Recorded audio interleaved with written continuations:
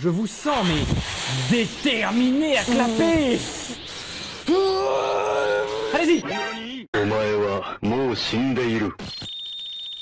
Bonjour tout le monde, aujourd'hui un tuto pour faire des vidéos comme Yves Requin. Premièrement, n'oubliez pas le fond vert, c'est nécessaire. Regarde là-bas, c'est de la 3D. Oh, ça marche bien. Deuxième astuce, n'oubliez pas de tourner un jour où il pleut, parce que... il pleut vraiment. Troisième astuce, un bon rond des familles, parce qu'après tout, on a leur fait. Putain. T'en as un autre? Ah, je vais faire ça toute la journée. D'ailleurs, n'hésitez pas à acheter notre formation en ligne avec un tuto pour comment roter sur commande. On vous explique en 27 étapes comment péter et roter, ouais. Ça, c'est faux. Par contre, vous pouvez aller sur benzine.fr, aller choper les t-shirts et les polos qu'on a. Benzine.fr, notre Instagram, s'abonner à la chaîne, il y aura toujours un truc sur lequel forcer. Il pleut. J'ai pas compris. Cinquième astuce, n'oubliez pas de hurler pour n'importe quelle raison parce qu'on adore ça.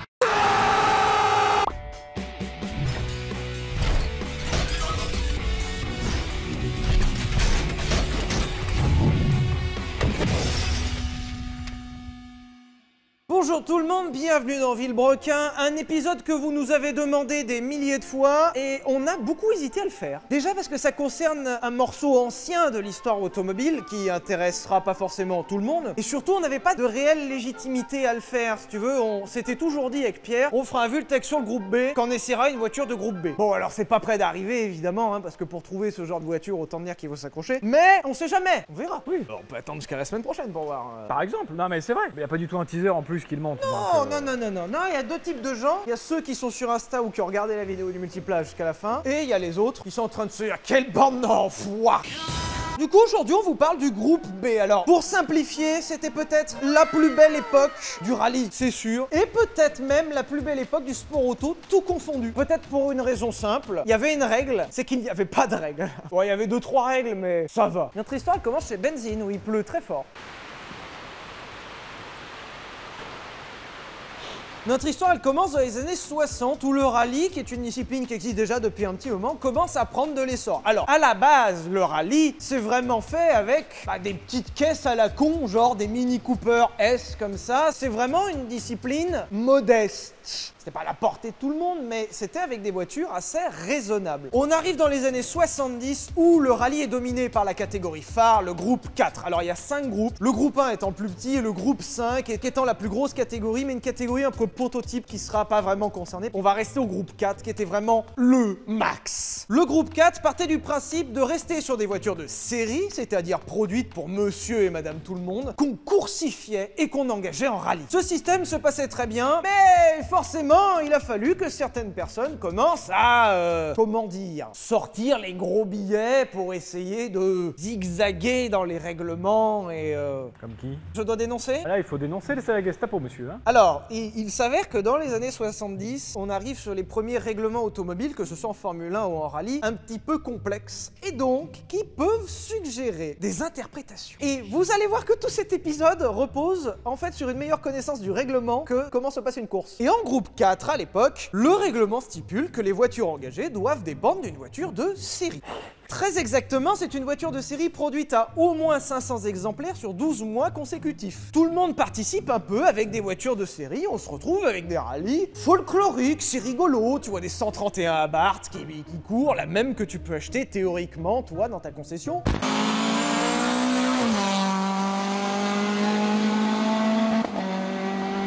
Va bien. Et les premiers à jouer avec les lignes, c'est la marque italienne Lancia qui décide, comment dire, il y a Lancia, ils veulent gagner, ils se disent on va mettre le pognon qu'il faut, ils prennent les bouboules et ils les posent sur la table. Est-ce que c'est clair? Et d'une certaine façon, on peut remonter le début du groupe B, l'idée du groupe B, à cette auto incroyable entre nous deux, la Lancia Stratos. Ça serait incroyable si on pouvait en conduire une. Ça serait dingue, hein. Lancia, dans les années 70, lance la Stratos uniquement pour s'engager en rallye. Alors à la base, le règlement voulait que ça soit une voiture de série dérivée en course. La Lancia développe vraiment la Stratos dans l'esprit de faire une voiture de rallye adaptée pour la route. Et c'est la première fois qu'on va voir l'une de ces interprétations de règlement un petit peu bizarre. Le retournement. Ah, c'était l'inverse. Mais ça a été limité par beaucoup de choses quand même. Parce que le règlement stipulait qu'il fallait au moins 500 véhicules sur 12 mois consécutifs. Et croyez-moi, lorsque Lancia développe la Stratos et la sort Or, cette voiture en fait est d'une complexité pour l'époque énorme et va coûter extrêmement cher. C'est-à-dire que oui, Lancia met des grands billets pour développer une voiture de rallye qui va adapter pour la route, uniquement pour des raisons d'homologation, mais qui en fait va se retrouver avec une voiture très chère, difficile à vendre, et oui, la Stratos sera un petit trou financier pour Lancia. Et c'est en ça que finalement, personne n'a réellement joué en face de Lancia parce que personne ne voulait mettre des énormes billets et perdre autant d'argent juste pour gagner un rallye. Puisque dans les années 70, le rallye restait une compétition modeste. Et il y a uniquement Lancia qui a fait du zèle avec la Stratos en emmenant ça. Si vous ne savez pas ce qu'est une Lancia Stratos, je vous invite à attendre 2 semaines et à suivre la suite de cet épisode. Lancia pose la Stratos avec la version Stratos Corsa, qui est vraiment la version course. En fait, c'est une voiture de rallye sur laquelle on a mis une plaque d'immatriculation. Et surtout, ça marche. Et Lancia, pendant 4 ans, va ruiner le game avec sa Stratos. Ils vont faire quelques émules et vont suivre derrière eux une marque française. Je vous présente Renault avec une voiture que vous connaissez très certainement, la Renault 5 Turbo.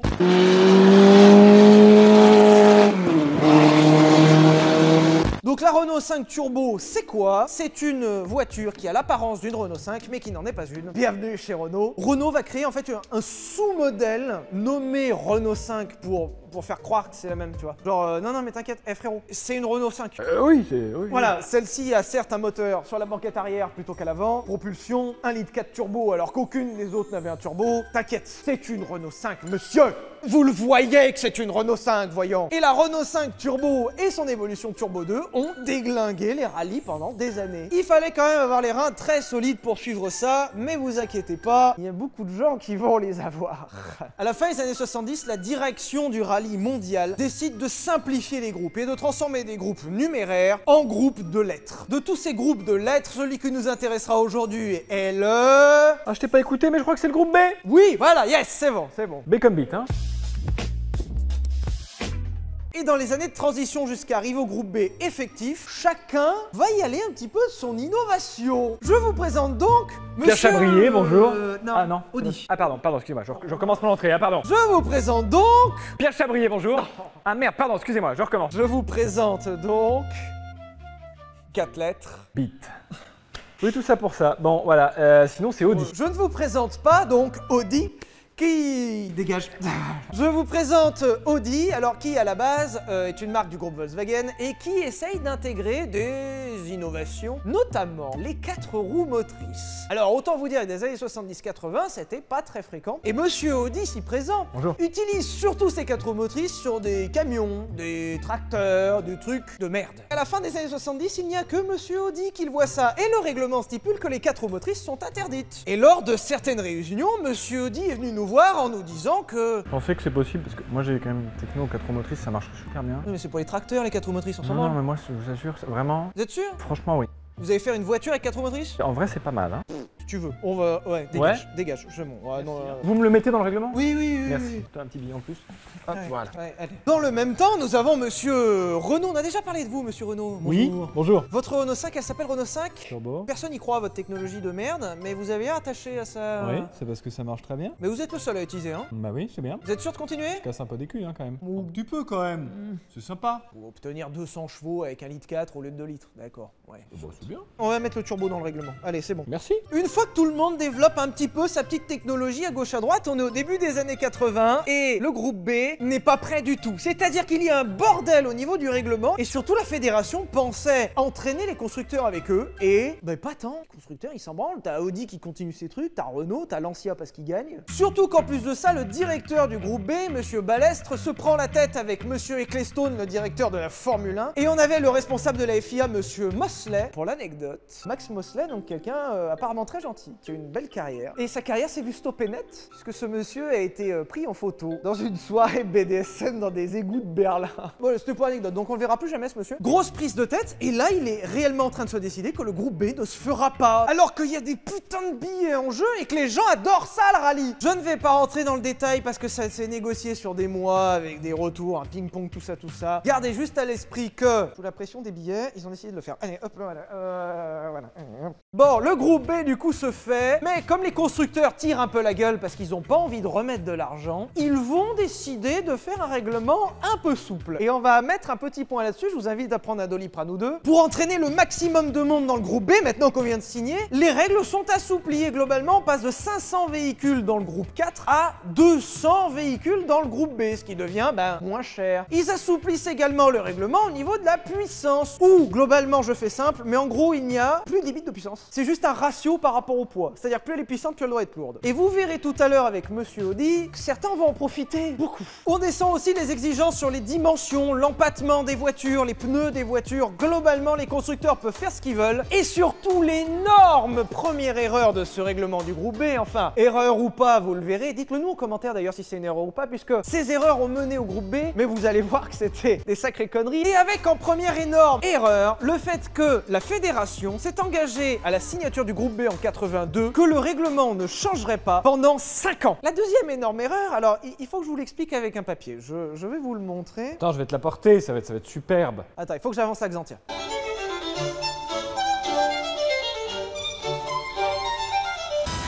Je vous présente ici Xantia de base, qui pourrait très bien servir de voiture donneuse pour une voiture de rallye. Ah oui. Mettons que ça c'est la voiture de base et ça c'est la voiture de course. Pour passer de ça à ça, c'est chiant. Parce qu'une Xantia à la base n'est pas faite pour gagner des courses. Pour les plus débiles d'entre vous, on vous l'a mis par papier, le règlement de base, on part d'une voiture de série, on reconnaît bien ici la Xantia, Ah ouais, là je suis très...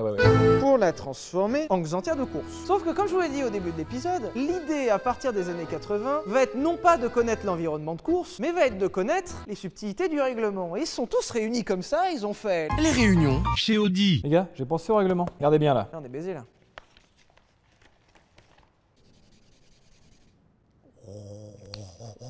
Oh le génie! Il faut y penser. Hein. Mais oui! Et c'est comme ça que quelques marques, ayant bien anticipé le règlement, se sont retrouvées en réalité à fabriquer des voitures de course et en faire une version de série, c'est-à-dire prendre le règlement totalement à l'envers. Et le pire, c'est que ça marche! Et c'est comme ça que l'intégralité des constructeurs voulant s'engager en groupe B ont pu faire les voitures de course les plus dingues de l'histoire. Je résume, plus de limitation de puissance, la possibilité de faire une voiture de course tant que tu en fais 200 avec une plaque d'immatriculation et des clignotants, et la garantie que rien ne change pendant 5 ans. Les réunions chez Groupe B. Michel, Ouais. je crois qu'on a fait une connerie là. Non.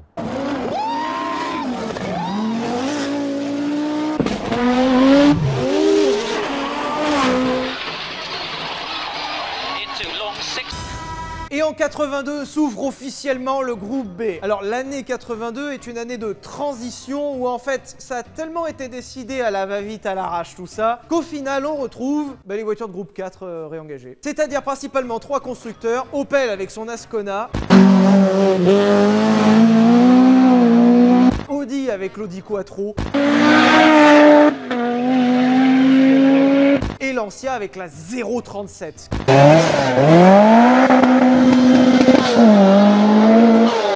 Mais autant vous dire que dans l'année 83, ça commence à être la fête à grands coups de pistolet. Je vous invite réellement à aller voir l'épisode de Grand Tour avec Clarkson qui explique l'année 83 et le tout début du groupe B et l'incroyable guerre entre Audi et Lancia. Il met en lumière quelque chose d'incroyable, que la course on s'en branle, en fait c'est le règlement qu'on regarde, avec tout un tas de coups de pute qui perdureront pendant des années après avant que finalement on mette du stop. Notamment par exemple, j'ai parlé tout à l'heure des parcs d'homologation où effectivement on s'engageait à faire un certain nombre de modèles et la fédération venait constater sur un parc que les voitures étaient là. Et dans cet épisode par exemple on vous explique un truc qui était très à la mode à l'époque, vous ne produisiez que la moitié des voitures nécessaires. Vous les mettiez sur un parking, vous donniez rendez-vous aux organisateurs vers 10h, 10h30, ils comptaient les 100 voitures présentes sur ce parking, mais ce parking est plein et les 100 autres sont à l'autre bout de la ville, mais on ira après manger. Tu emmènes les gens de la fédération manger et le repas dure très longtemps à tel point que en fait des complices transfèrent les 100 voitures du parking A au parking B et à la fin du repas, la fédération constate que les 100 voitures manquantes sont bien là. Ne remarque pas que c'est les 100 mêmes voitures et comment économiser encore plein d'argent sur le dos de la fédération. Et ça s'est vraiment fait. Les gens ont avoué ça. Et ça c'était qu'un minimum. Un truc qui est expliqué dans l'épisode et qui est incroyable, Lancia était une marque assez vieille dans sa conception et donc a une voiture plutôt classique. Propulsion, moteur arrière, atmosphérique, une voiture de rallye comme on faisait avant. Audi en face avait ses 4 roues motrices et arrivait vraiment à leur mettre la misère sur les routes glissantes. Le Rallye 83 s'ouvre à Monte-Carlo avec ça de neige sur la route. Mal barré pour Lancia, hein. Plus dur. Bah, ils ont gagné.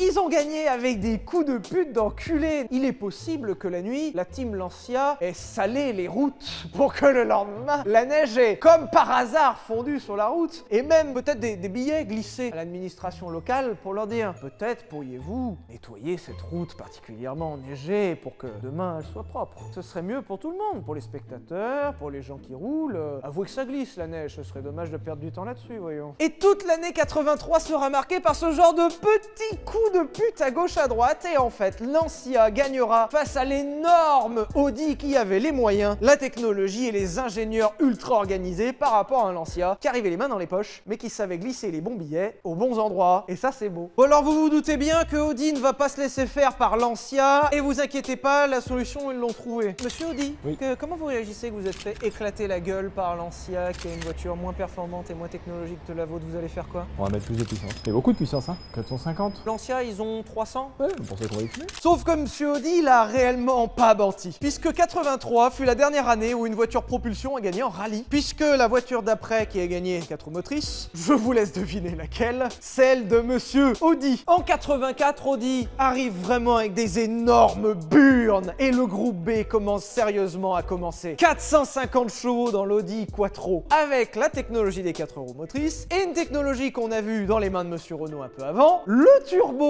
Et à partir de là, tous les constructeurs du monde ont commencé à se dire « Ok, on s'est fait baiser ». Encore une fois, on passe d'une voiture un peu lourdingue, un peu pataude, qui était pas très efficace sur les spéciales avec beaucoup d'adhérence, à une voiture qui, plus elle est lourde, plus elle est performante, 4 roues motrices efficaces partout et surtout un turbo, c'est-à-dire l'intégralité du couple en bas du contour et une auto qui sort des virages comme un boulet de canon.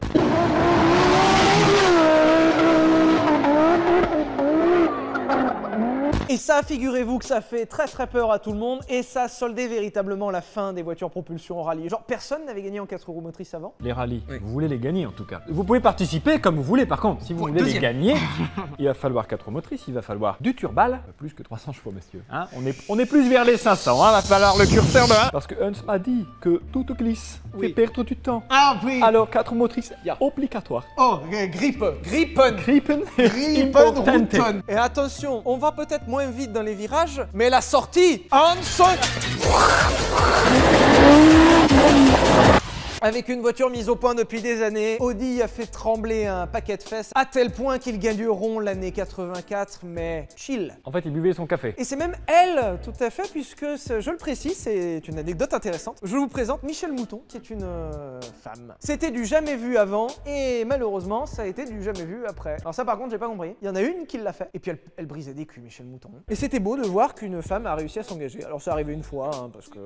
oh, pas non plus, hein. Néanmoins, la fin d'année 84 sera marquée par un adversaire de taille. Je vous présente la 205 Turbo 16 Evolution. Alors oui, c'est bon. Je précise encore une fois que les 200 modèles de série dont dérive la 205 Turbo 16 Evolution, c'est à prendre à l'envers. C'est-à-dire que Peugeot a dérivé de la 205 Turbo 16 Evolution 200 modèles de série avec des clignots, des phares, une radio, une plaque d'immatriculation, vos mères, et qu'en fait vous pouviez acheter une voiture de rallye pour la route. C'est d'ailleurs pour ça que ça vaut si cher aujourd'hui. Et autant vous dire qu'à la fin de l'année 84, ça recharge les munitions dans le chargeur, puisque 85 va être l'année la plus folle du groupe B, avec tout le monde qui se pointe dans le truc. Vous êtes qui? Monsieur Peugeot, j'ai la même veste que Monsieur Audi, c'est normal. Ah d'accord, ok. Du coup, cette année vous engagez en 85? 205. Ouais. Turbo, 4 roues motrices, 600 chevaux. Vous êtes au courant que 3 ans avant, les voitures faisaient Je 250-300? suis au courant, j'ai lu, j'ai vu, c'est bon. 600, c'est bon. Je vais en parler à monsieur... Bonjour. Ah, monsieur Audi. Bonjour. Monsieur Peugeot vient de me dire qu'il s'engageait en 85, 4 roues motrices turbo, 600 chevaux. Ah Hans J'ai entendu, je fais monter la pression. 4 roues motrices, turbo, 650 chevaux. Oh là. Allô, monsieur Lancia? Oui. Oui, bonjour, je viens d'avoir Peugeot Audi, ils me disent 4 roues motrices et minimum 600 chevaux. Ah, bah vous pouvez leur dire que j'en suis, 600 aussi. Ça marche. Eh ben, c'est une sacrée année, ça encore. Bonjour, je suis Ford, j'ai 600 chevaux, 4 roues motrices, je peux venir? Oui. Monsieur Ford? Oui. Hop, monsieur Citroën. Tout pareil. D'accord, ouais, ok. Bon, c'est bon, là, c'est fini, bordel de merde! Non, y'a moi, MG. Hop, bonjour. Tout pareil. Maxi Bestov, comme eux. Eh ben, la formule pour lui aussi. Et en 85, c'est une bagarre incroyable avec des autos qui se ressemblent dans la fiche technique puisque c'est devenu une obligation. 4 roues motrices, au moins 600 chevaux, turbo, et on se retrouve avec des constructeurs qui engagent, alors, encore une fois sur quelques subtilités du règlement, des cercueils roulants. Je prends un exemple tout simple, les voitures étaient obligatoirement équipées d'arceaux. Si un arceau, la voiture fait mais protège ta tête. Sauf que, encore une fois, une faille du règlement, il a rien été précisé au propos de l'arceau. Et entre ceux qui ont fait des arceaux en aluminium creux, c'est-à-dire qu'à peu près la résistance d'une canette de coca, et ceux qui les ont carrément fait en carton, il y a des photos qui circulent des Delta S4 et des 037 où... Oui, les arceaux étaient visuels. Faut pas te sortir. Par exemple, je ne sais pas, hein, admettons qu'on ait approché de près une Lancia Delta S4 Corsa qui ait participé à des qualifications en course officielle. On aurait pu constater que les portières font environ un demi-centimètre d'épaisseur juste de fibre et qu'en cas de carton, la mort est assurée. On aurait pu le constater. On aurait pu, mais ça, faudrait qu'on ait essayé une Delta S4, donc... Et il faudrait que ça sorte la semaine prochaine, mais c'est pas le cas. Bah non. Non, monsieur. L'année 85 est donc d'un engouement incroyable de la part des constructeurs, de la part du public. Le pari de la fédération est réussi. Tout le monde veut ce putain de groupe B et ça donne lieu à un spectacle incroyable. Je précise quand même que dans tous les gens qui sont venus me voir tout à l'heure pour s'engager, il y avait ceux qui étaient sérieux depuis un moment, genre Lancia, Peugeot, Audi, qui avaient l'expérience. Et puis t'as des gens comme Citroën avec la BX4 TC.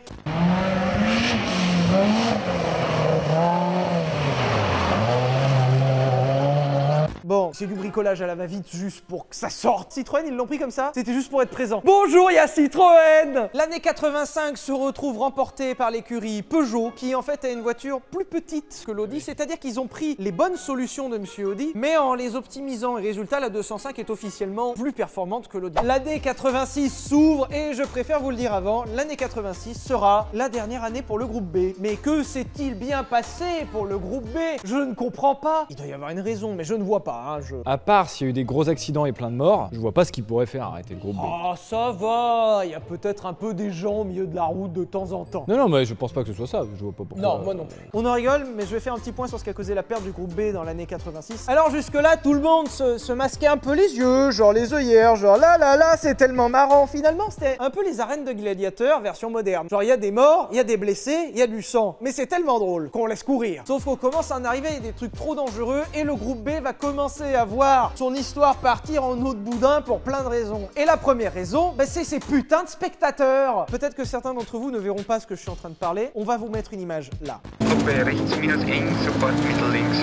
Voilà, vous avez vu ça? Et ça c'était même pas le pire. Tu vois Pierre, le Tour de France avec les vélos? Oui. Tu as le jeu des gens qui courent après les vélos et qui s'amusent à toucher les coureurs. C'est drôle, même si c'est déjà dangereux, parce que des fois les mecs ils arrivent à 80 et ça fait mal. En 86, ils avaient le même jeu. C'est con, hein, je cautionne absolument pas. Un des jeux consistait à approcher le plus possible la voiture qui roule, sans lever à la dernière seconde, et si vous aviez la chance de toucher la voiture, vous deveniez une superstar auprès de vos copains. Enfin, si vous aviez la chance de la toucher sans perdre un doigt. Ou mourir tout simplement. Hein. Ça peut paraître terriblement cynique ce que je vais vous dire, mais beaucoup de pilotes se sont exprimés là-dessus. Il n'était pas rare, à la fin de certaines spéciales, de retrouver sur les bords de la voiture des cheveux, du sang et surtout des doigts. Et des pieds. Je vous mets juste par exemple cette image là, ceci est une Lancia Delta S4 prise au hasard hein. Et ceci est la couverture des jantes de la Lancia Delta S4 pour des raisons de refroidissement et surtout pour éviter qu'il y ait de la merde qui rentre dans la jante. Et si vous regardez bien, il s'agit d'un énorme disque tranchant en carbone. Et autant vous dire que ça pour les doigts, ça ne pardonne pas. Bon, c'est glauque, mais si ça s'arrêtait que là, ça irait. Sauf que ce qui devait arriver arriva, on commence à voir avec des vitesses qui sont tellement énormes et surtout, les voitures montaient si vite en performance d'année en année qu'elles t'arrivaient sur la gueule si vite que les gens ne se poussaient pas. Et on commence à voir arriver les premiers morts bêtes, c'est-à-dire vraiment les gens au milieu et qui se poussent trop tard. L'un des premiers événements en 86 qui va causer la perte du groupe B, c'est qu'en voulant éviter des spectateurs, une voiture a percuté des spectateurs. 3 morts sur le coup. Suite aux accidents avec les spectateurs, s'est passé une chose assez incroyable. Tous les pilotes ont décidé de faire grève pour ne plus rouler. C'est trop dangereux, on ne court pas avec des situations de sécurité pareilles pour les spectateurs. Vous savez ce qu'a répondu la fédération? On s'en balèque, frérot. La fédération est même allée jusqu'à menacer les pilotes qui ne reprendraient pas le volant et qui ont décidé de ne pas courir puisque les spectateurs n'étaient pas assez protégés. À tel point qu'Audi a désengagé son Audi S1 Quattro de l'année. Ça a été déjà le premier signe avant-coureur que le groupe B était perdu, mais surtout le deuxième signe avant-coureur, c'est l'incroyable accident de Monsieur Toivonen. Toivonen était l'un des meilleurs pilotes du plateau et il courait sur une Lancia Delta S4. Super voiture, hein. Au début d'une spéciale, Toivonen est franchement malade et sa team et la fédération le forcent à prendre prendre le volant. Il se médicamente à mort et il prend le volant, commence à rouler et il s'en sort très bien. Sauf qu'au Tour de Corse 86, Henri Toivonen, qui conduit jusque-là très correctement, malgré la tonne de cachet qu'il avait dans le nez et peut-être la coke, parce qu'à l'époque la coke ça... Hein, bon voilà, arrive dans un virage à plus de 200 km/h, un virage sans danger spécial, et trace tout droit. Sauf qu'en bas du virage, il y a une falaise. Du coup, Henri Toivonen s'envole, sa voiture arrive sur le toit. Je vous rappelle que l'arceau est en carton et que le réservoir est directement à portée du toit. La voiture s'écrase, s'enflamme et surtout ne laisse aucune chance aux pilotes et aux copilotes de sortir du véhicule. Et ce qui est fou, c'est que personne ne sait ce qui s'est réellement passé. Aucune trace de freinage, on ne sait pas si c'est un problème technique ou quoi. Mais cet accident vraiment fait peur à tout le monde et remet en question le bien fondé d'avoir des autos de 750 chevaux sur des départementales. Et là, face à l'incroyable polémique, la fédération est obligée de céder. Le groupe B doit arrêter. Alors, ils doivent même pas arrêter forcément à cause des morts, puisque la fédération à l'époque argumentait sur le fait qu'il y a toujours eu des morts en sport automobile et qu'il y en aura toujours. Alors, c'est vrai, mais c'est une sacrée réflexion de FDP. Mais surtout, le gros problème venait des spectateurs. Il était impossible et surtout pas forcément voulu de la part de la fédération d'encadrer réellement les routes pour les spectateurs, qui donnait que les gens couraient au milieu de la route pour se prendre des bagnoles dans la gueule. Et sans réelle sanction, on a été obligé d'arrêter le groupe B. Et c'est d'autant plus dommage que le groupe B devait être remplacé en 88 par le groupe S. Et c'est pas eu de blague, il a été prévu quelques années avant que le groupe B donnerait naissance au groupe S avec des voitures pouvant atteindre jusqu'à 1000 chevaux. T'imagines le bordel! Et tout ça, heureusement, malheureusement, je vous laisse le loisir d'en discuter en commentaire, ne verra jamais le jour. Enfin, pas en rallye. Parce que du coup, tous les constructeurs se voyant bien emmerdés avec leurs euros investis dans les voitures, parce que ça valait le coup tellement les retombées étaient fortes, et avec des autos folles parce que tout le monde voulait les voir. Résultat, devant l'engouement restant du public, mais surtout l'incapacité à les faire courir en rallye, on a retrouvé ce genre de voiture un peu partout, notamment dans une course dont on vous a déjà parlé auparavant, le Pikes Peak. Ça vous rappelle rien, des voitures de 1000 chevaux avec des ailerons énormes, 4 roues motrices turbo? Et comme par hasard, fin des années 80, qui se tire la bourre au Pikes Peak? Peugeot et Audi, avec une Audi Quattro et ça, et une 205 Turbo 16. Oh bah merde alors! Toutes les deux font à peu près 1000 chevaux, comme par hasard, et le Pikes Peak sera surtout un énorme débouché et une sorte de, tu vois, Audi et Peugeot. Ils sont lardés comme ça pendant des années. Et genre, c'était un petit peu le dernier round. La dernière année 86 sera gagnée par Peugeot en rallye, alors une interprétation du règlement. Mais en tout cas, ils ont gagné plusieurs années après au Pikes Peak, avec d'abord la 205 Turbo 16 Evolution et surtout la 405 Turbo 16 Evolution avec ce bon vieux Henri Vatanen, on en remet une couche. Je vous invite vraiment à aller voir le Vultec sur Pikes Peak qui vous montre ceci, avec un Henri Vatanen, main ici. Et là, pour le coup, au Pikes Peak, comme c'est no limit, ils avaient vraiment plus de 1000 chevaux. Sur une route comme ça, avec des falaises comme ça, c'était incroyable. En tout cas, j'espère que cet épisode sur le groupe B vous aura plu. Il était très dense, je m'en excuse. Mais il y avait tellement de trucs à dire. Et tu sais ce qu'on peut mieux dire encore? Non. La semaine prochaine, la semaine d'après, il se peut... Il y a un lien quand même, une thématique quoi, groupe B. Au moins un petit lien. Tu l'as pas trop dit dans la vidéo, donc c'est ça qui est... Non. C'est surprise quoi. Ouais, là, personne s'y attend. Peut-être un l'a deviné, et encore un perspicace, tu vois, un abonné perspicace, un loulou perspicace l'aura peut-être deviné. Mais on vous donne vraiment rendez-vous la semaine prochaine et la semaine d'après pour 2 essais que vous devriez apprécier. Vous êtes pas endormi comme moi, hein? On coupe vite alors. Coupez Charles!